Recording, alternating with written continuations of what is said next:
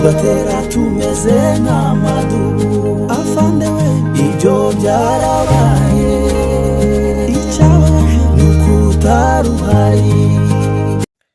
Twongeye kubaha mwiriwe abandi mwaramutse bakunzi ba Tuzarutsinda TV. Turabasuje mwese aho muherereye ngo mukomeze mugubwe neza, muzukuri turabakunda kandi namwe mukomeje kugaragaza urukundo.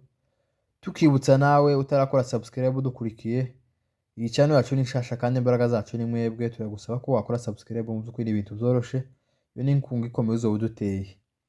Hanyuma ingingo z'ingenzi z'amakuru uyu munsi, turaza kurebera hamwe uko akarere kiriwe. Hari ibitero bya leta ya Kinshasa ikomeje gutera nyine mu nkengero za Minembwe.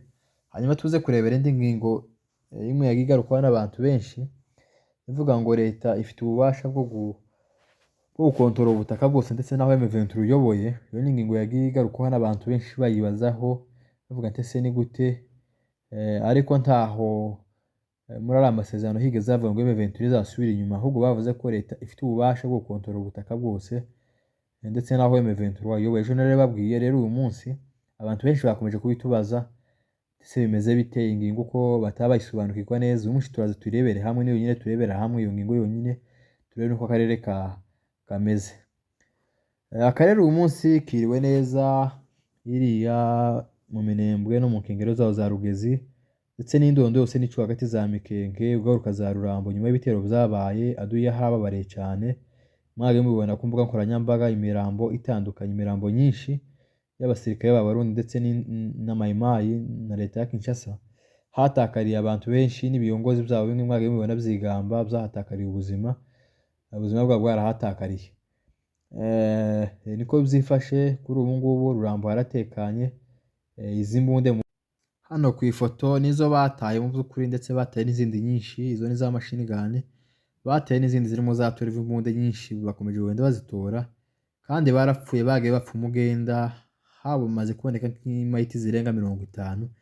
Abandi nabagiye bapfa umugenda bari bakomeretse uko bagendaga bamanuka iraza Uvira bapfa. Ariko andi makuru dufata nuko n'ubundi bitero kandi bizabisubira kandi kwisuganya ngo bizotere. Bari abajenesi bahaye izina ry'ubatizo ngo n'abazarendo. Leta y'u Burundi ikomeje kubasuka. Hano ku ifoto nizo bahatakarije ndetse n'izindi nyinshi zirimo za 12. Mu by'ukuri bahataye imbunde nyinshi, ibikoresho byinshi. Leta yari yaje tugemuriye mu by'ukuri n'ingemu. Turayishimira ku ngemu yadusigiye ndetse dushimira abantu batwigana bakomeje kugaragaza ubwitange bukomeye mu bwo guhangana n'ibihugu bibiri ndetse n'imitwe nyishamba zabyo. Harimo abajenesi bagiye babata izina ryiza ngo n'abazarendo, naho hari abagezi ba nabi ari abajenesi. Rero hapfuye abantu benshi, twabonye amafoto menshi, abandi bagiye bapfa umugenda, ariko n'ubundi leta ya Kinshasa na leta y'u Burundi bakomeje kubashuka bose umugambo umwe, bashuka bano baturage babazarendo nabo bonyine na leta ya Kinshasa bose bakomeza kandi kuvugana ngo basubiremo, ariko n'undi azasa kandi bakubitwe. Andi makuru dufite nuko iraza Marango za Rurenge ibitero bakoze inama ngo bazatere mu nkengero za Minembwe. Marango niho hacira za Rutegeta n'iwacu. Baravuze ngo bakoze inama za Mirimba ngo bazatera Marango yose guhera za Biziba, za Gaseke, za Rumba, za Rutegeta nyine iwacu, na za Nyamiringa kugeza za Kivumu na za Gahwera hose Marango yose ngo bazaterera rimwe. Ariko n'ubundi Imana y'Umurengera hari amaduba arahari.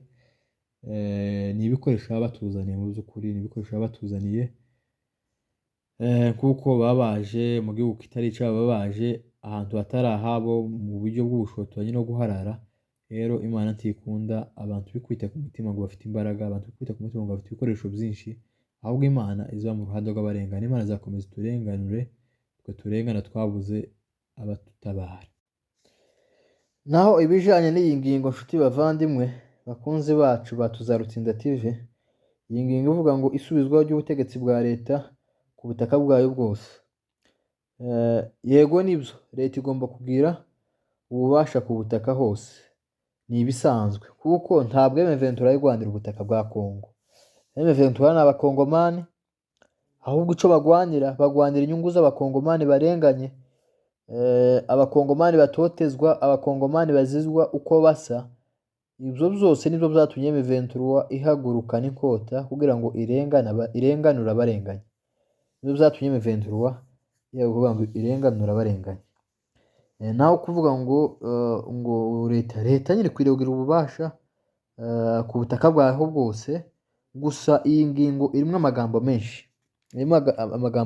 Icya mbere, M23 ashobora kuvuga ati twebwe hano turi ibice turimo, haba Nord Kivu na Sud Kivu, nta kibazo, turaba tubigumyemo, bibi byacu, ibirindiro byacu, hanyuma mugire ububasha nyine igihugu nyine kiba igihugu, tube umuntu umwe, kubera ko hazaba iyi ngingo izaza kuza hamaze kuba amasezerano arambye y'amahoro, hamaze kuba ubwumvikane, barasinye amasezerano y'amahoro mu gihugu, hari amahoro hose.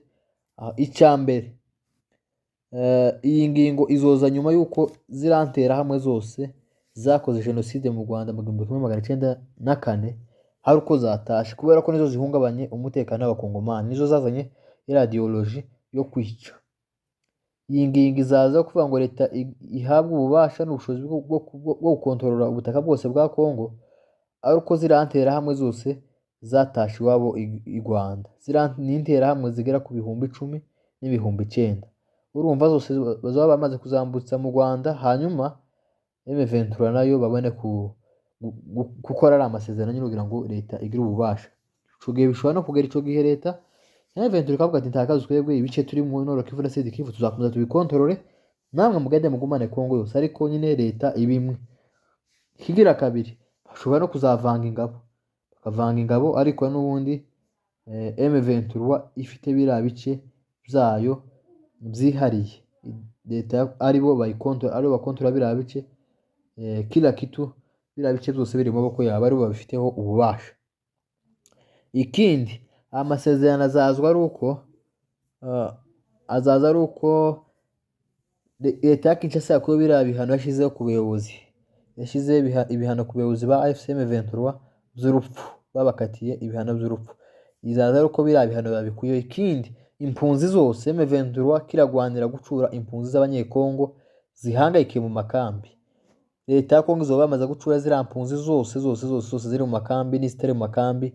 Leta ya Kongo ifite ubwo bubasha, nabyo bari muzo basezeranyije. Iyi niyo ngingo izaza nyuma y'izindi zose, yo kuvuga ngo leta igira ububasha bwo gukontorora ubutaka. Icya mbere, izaba yasubijeho interahamwe yazishikirije u Rwanda. Icya kabiri, izaba yakuyeho biriya bihano. Icya gatatu, izaba yacuye impunzi. Urumva haracyariho byinshi, haracyari imitego nyinshi. Kuvuga ngo leta ya Kinshasa ifate ziriya nterahamwe zose izikure muri Kongo zishikiriza u Rwanda, ikure na biriya bihano, icura impunzi zose, urumva haracyari imitego. Niyo mpamvu leta ya Kinshasa nayo itajyamye, ikomeje kongera ingabo.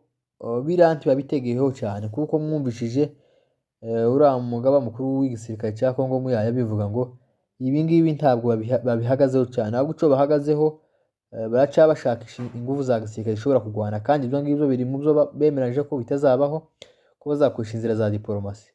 Reka tubihange amaso, ariko biracagoye, haracyariho imitego nyinshi bakiya bategana. Ariko icyo no basezeranye no kwingingo yo kuvuga ngo leta ihabwe ububasha bwo kuyobora ubutaka bwayo bwose, ni ingingo izaza nyuma ibindi byose byararangiye, harabaye amasezerano y'amahoro arambye. Amakuru yacu nakagaruka, mwari kumwe na musore wanyu, turasaba ko mwadushigikira, tudukomeza turebera ibintu hamwe. Murakoze.